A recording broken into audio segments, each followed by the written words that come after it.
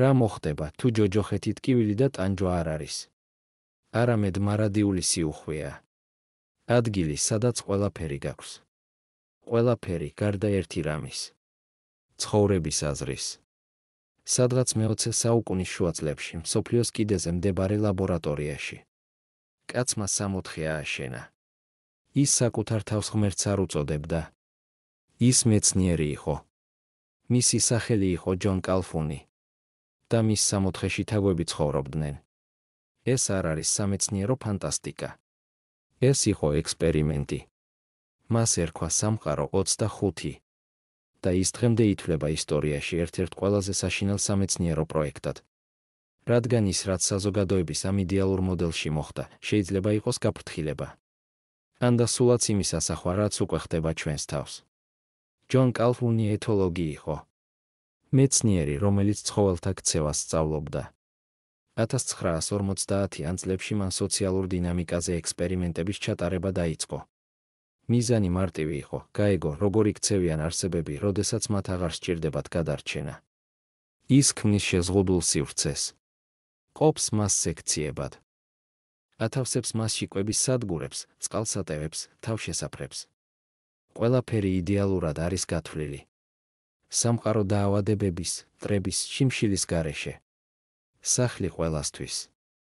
საკვები ყველასთვის. უსაფრთხოება ყველასთვის. ეს იყო მისი სამყარო 25. 25 მცდელობა. ყველაზე წარმატებული. და ყველაზე საშინელი. სამყარო 25-ში 8 ჯანმრთელი თაგვი მოათავსეს, 4 მამრი და 4 მდედრი. მათ სწრაფად მოახერხეს ადაპტაცია და გამრავლება დაიწყეს. 100 დღეში, მათი რიცხვი უკვე 100-ზე მეტი იყო. 300 დღეში, თითქმის 600. არც ერთი ბრძოლა. არც მტაცებლები. მხოლოდ ზრდა, დანაკრება და სიმშვიდე.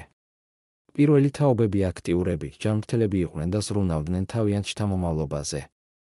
ერთი შეხედვით, თაგვების საზოგადოება იდეალური ხდება. მაგრამ ეს მხოლოდ ზედაპირია. პოპულაციის ზრდასთან ერთად, პირველი საგანგაშო სიმპტომები ჩნდება. მამლები აგრესიას კარგავენ. ან პირიქით ზედმეტად აგრესიულები ხდებიან, უმიზეზოდ ესხმიან თავს. დედლები წყვეტენ შთამომავლობის დაცვას. პატარებს ტოვებენ, ზოგჯერ კი ჭამენ. პატარები სოციალურ კონტაქტს ერიდებიან. შემდეგ კი ჩნდებიან. ისეთები, რომლებსაც კალფუნი ლამაზ თაგვებს უწოდებდა. ისინი არ ჩხუბობენ. არ წყვილდებიან. მათ სხვები არ აინტერესებთ. ისინი უბრალოდ სხედან. ილოკავენ ბეწვს, ჭამენ ძინავთ. ისინი იდეალურ მომხმარებლებად იქცნენ. იდეალურ. მაგრამ უსარგებლო. ამის შემდეგ კი იწყება კოლაფსი. შობადობა იკლებს. ასოციალურობა იზრდება. ახალმა თაობებმა აღარ იციან ურთიერთობა. მათ ეს უბრალოდ არ ასწავლეს. ტკივილის გარეშე სამყარო მიზნის გარეშე სამყაროდ იქცა. ექსპერიმენტის დაწყებიდან 1580 დღის შემდეგ სამყარო 25 დღის ბოლომ მკვიდრდება. არა შიმშილით, არა სიბერით. არამედ იმიტომ, რომ სისტემა ჩამოიშალა. რადგან ყველაფერმა აზრი დაკარგა. ძნელია პარალელების არ გავლება. თანამედროვე ცივილიზაცია სამყარო 25-ს სულ უფრო ემსგავსება.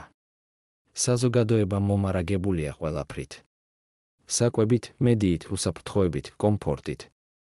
მაგრამ ამ კომფორტში ადამიანები სულ უფრო მეტად გრძნობენ სიცარიელეს. შობადობა იკლებს. იზოლაცია იზრდება. შფოთვა იზრდება კომფორტის მიუხედავად. სულ უფრო მეტი ადამიანი ირჩევს მარტოობას, ასექსუალობას, ოჯახისა და შთამომავლობის უარყოფას. თაგვების მსგავსად, ჩვენც ვიწყებთ იმის დავიწყებას, თუ რისთაა ეს ყველაფერი. კალფუნი არ ჩერდებოდა. ის თავის ექსპერიმენტებს ისევ და ისევ იმეორებდა, ცვლიდა ლანდშაფტის ფორმებს, მოსახლეობის რაოდენობას, ამატებდა კიბეებს, ლაბირინთებს, თავშესაფრებს. მაგრამ შედეგი იგივე იყო. როდესაც რაიმეს მოპოვების მოთხოვნილება ქრება, ყველაფერი ქრება. სოციალურობა, რეპროდუქცია, კრეატიულობა. აგრესიაც კი ქრება და მის ადგილს აპათია იკავებს. კალფუნი თაგვებს ზემოდან კამერების საშუალებით აკვირდებოდა. მას შეეძლო მომაკვდავების გადარჩენა. მას შეეძლო ჩარეულიყო. მაგრამ მან ეს არ გააკეთა. მან ღვთაების როლი შეასრულა, რომელიც სამყაროს აშენებს და უყურებს, თუ როგორ ანადგურებს მისი ქმნილება საკუთარ თავს. და ჩვენ, რა მოხდება, თუ ვინმემ უკვე ააშენა სამყარო? 26. მართკუთხა საკანი. მეგაპოლისები. საზოგადოება, სადაც ყველა მხოლოდ საკუთარი თავით არის დაკავებული.